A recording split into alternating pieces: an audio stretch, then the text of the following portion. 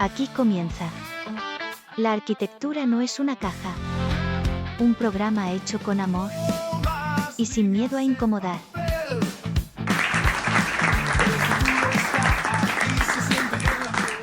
Muy buenos días, muy buenas tardes, muy buenas noches. El otro día charlando con alguien, me decía, a ti no te gusta la historia, ¿no? Siempre parece como que estás atacándolo a Le Corbusier, estás hablando mal de la arquitectura moderna, como si la historia no nos enseñara. Y le digo, no, nada que ver. ¿De dónde sacas eso?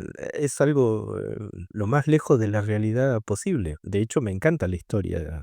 He sido profesor de historia de la arquitectura en distintas universidades por más de 15 años. Yo creo que el problema y que muchas veces por ahí se malinterpreta es que cuando hablamos de historia, pareciera que la única historia que tiene valor, la única historia que tiene sentido, es la historia que nace en el movimiento moderno. La arquitectura de Le Corbusier, la arquitectura del estilo internacional, pero el resto de arquitectura que se hizo antes, pareciera que eso no tiene valor. Sí, es bonita para ir a visitar en vacaciones, como si fuera un decorado viejo, ¿no? Pero algo que no, como si no pudiéramos encontrarle un valor en la arquitectura contemporánea, como si no pudiéramos encontrarle un sentido en la arquitectura de hoy. Y yo creo que ese es el gran error. Nos enseñan a pensar que la arquitectura de verdad empieza con el hormigón visto, las plantas libres, y que todo lo anterior queda reducido solamente a una curiosidad histórica que uno va de vacaciones y saca la foto en el Palacio de Versalles, saca la foto en diferentes lugares, ¿no?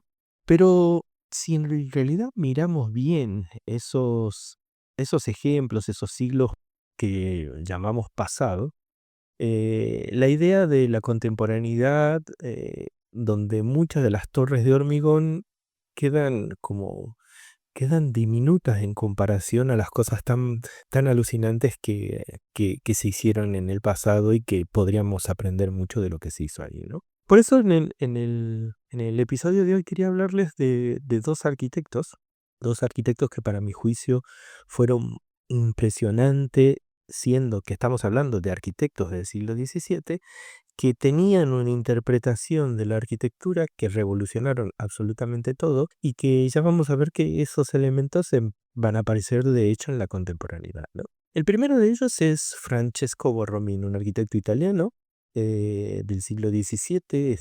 Este hombre no seguía las reglas rectilíneas del clasicismo. Fíjense qué curioso, estaba en el barroco y él plantea la idea de un nuevo formulario, una nueva forma de entender la arquitectura. Borromini dibujaba curvas contra curvas, dibujaba geometrías que parecían como moverse, ¿no? La idea de que uno siempre cuando tenía un plano, parecía que si ese plano se curvaba, bueno, se curvaba siempre continuo a lo largo de su altura. Bueno, Borromini plantea toda una serie de innovaciones donde la idea de la curva y la contracurva se van a dar en un plano, donde además la fachada parece como que se va a plegar, empieza a tener un contacto, una relación con los edificios de vecinos. O sea, deja la idea que se venía teniendo de la arquitectura y plantea esta idea de una arquitectura casi en movimiento, una arquitectura orgánica, ¿no? Borromini entendía que el espacio no tenía que ser esa caja que estaban acostumbrados. Podía ser algo vivo, podía ser algo dinámico, podía tener formas como espirales que te atrapaban. Entonces uno ve edificios como la iglesia de San Carlos de las Cuatro Fuentes o San Ivo de la Sapiencia y queda absorto. No puede creer que alguien pueda tener la sensibilidad para captar eh, esa dinámica del espacio y generar elementos que absolutamente pareciera que están en movimiento, elementos donde el individuo cuando ingresa al espacio se siente totalmente cautivado, se siente totalmente eh, absorto en ese espacio, a veces blanco, donde hay juego con la luz, donde los planos se curvan y aparece una contracurva donde se pliegan esos elementos y genera una arquitectura alucinante, ¿no? Otro arquitecto que también es contemporáneo, de hecho que había ahí una puja entre los dos, era Guarino Guarini. Guarino Guarini es también un arquitecto del barroco tardío.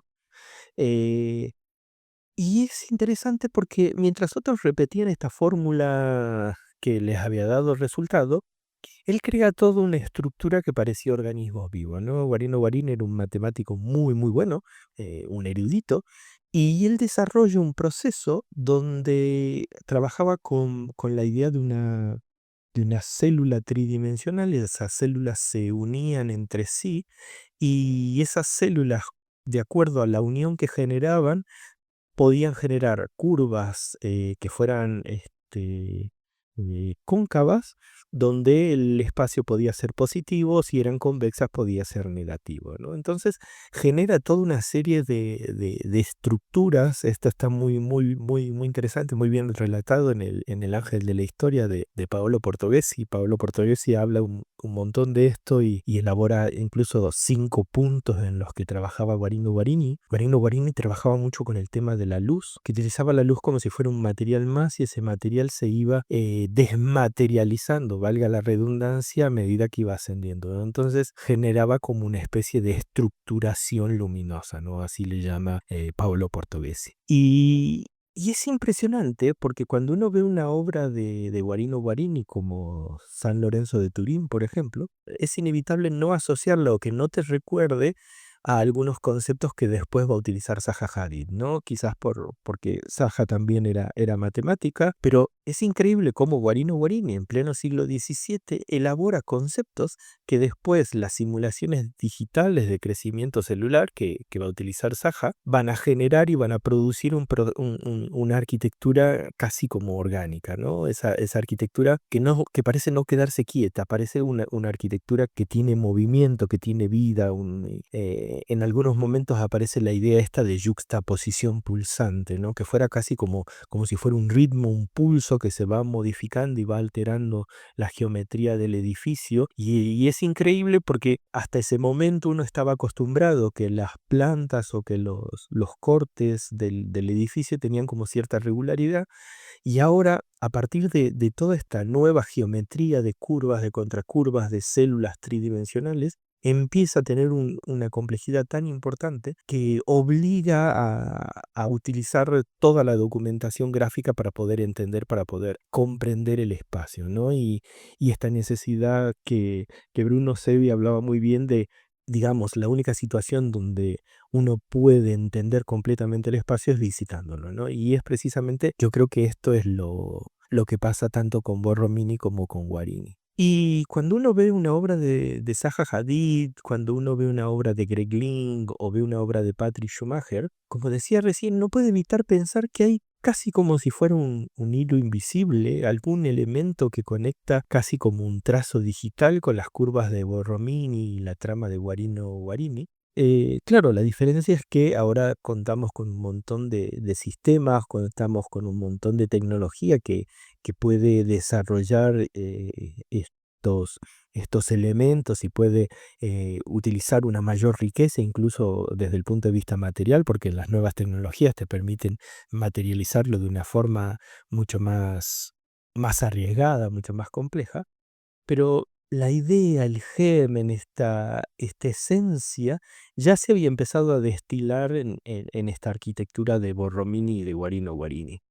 Así que yo creo que era como una necesidad que tenía de hablarles de estos dos grandes arquitectos. Para mí me parecen increíbles, sobre todo porque si bien son arquitectos que se estudian mucho, se ven mucho durante la carrera, pero se los ve casi como esto que decíamos, ¿no? Se lo ve como personajes que vivieron en el siglo XVII y que, bueno, hicieron cosas lindas para la foto cuando me vaya de vacaciones a Italia, ¿no? Pero en realidad no. En realidad, yo creo que lo interesante es que esta historia es una historia que está viva, una historia que es mucho más interesante, es una historia que muchas veces, por esta lejanía quizás en el tiempo, uno piensa que no nos puede enseñar y no puede enriquecer lo que es la arquitectura contemporánea. Y yo creo todo lo contrario. Esta historia de la arquitectura, esta arquitectura, aunque está desarrollada en el siglo XVII, es una arquitectura que nos hablaba del futuro. y tanto Borromini como Guarini tienen la vigencia y creen que todavía hay mucho que nos pueda enseñar y todavía hay mucho que podamos aprender de este tipo de obras y este tipo de arquitectura. Después, en algún momento ya en próximos episodios, quizás les hable un poquito más de Guarino, un poquito más de Borromini, pero bueno, esto es como una pequeña presentación de lo fantástico de estos dos grandes arquitectos. Así que muchísimas gracias por su atención, nos estamos viendo en breve, pórtense bien, sean felices, nos vemos. Chau. Has escuchado La arquitectura no es una caja, con Marcelo Fraile Narváez.